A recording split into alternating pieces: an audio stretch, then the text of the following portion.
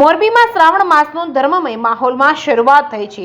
મોરબીમાં શ્રાવણ માસનો ભક્તિભાવ અને પૂજા અર્ચનાથી શરૂઆત થઈ છે, જ્યારે ભોળાનાથ શંકર ભગવાનની 30 દિવસની કથાનું આયોજન થયું છે, જેમાં 1.25 લાખ રુદ્રાક્ષનું પૂજન કરવામાં આવશે।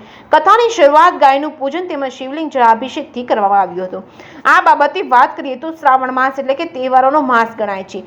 દશામાના વ્રત શરૂ થઈ ગયા છે, તેમજ આ માસમાં ભાઈ બહેનનો પવિત્ર તહેવાર એટલે કે રક્ષાબંધન આવે છે। શીતળા માતાનો તહેવાર શીતળા સાતમ તેમજ કનૈયાનો જન્મદિવસ એટલે કે જન્માષ્ટમી જેવા મોટા તહેવારો આવે છે।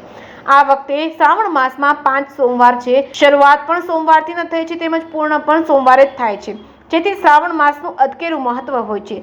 તેમ લોકો સવારથી શિવ મંદિરમાં શિવ પૂજા અને જલાભિષેક કરી રહ્યા છે, જ્યારે કન્યા છાત્રાલય રોડ ઉપર બાયપાસ પાસે આવેલા સરદારનગર સહિતની 6 સોસાયટી એક સમ કરીને ભગવાન શંકરની 30 દિવસની શિવ કથાનું આયોજન કર્યું છે, જેની આજે શરૂઆત થઈ છે। તે સમયે નકલંગ મંદિરના મહંત દામજી ભગત ખાસ ઉપસ્થિત રહ્યા હતા, જેમણે શંકર પાર્વતીના મહિમા વિસ્તારથી વર્ણન કર્યો હતો। એકંદરે શ્રાવણ માસ એટલે કે ભગવાન શિવની પૂજાનો માસ એમ માનીને લોકો હાલ શિવ ભક્તિમાં જોડાયા છે, જેમાં દરેક સોસાયટીના લોકો અને આગેવાનો ઉપસ્થિત રહ્યા હતા।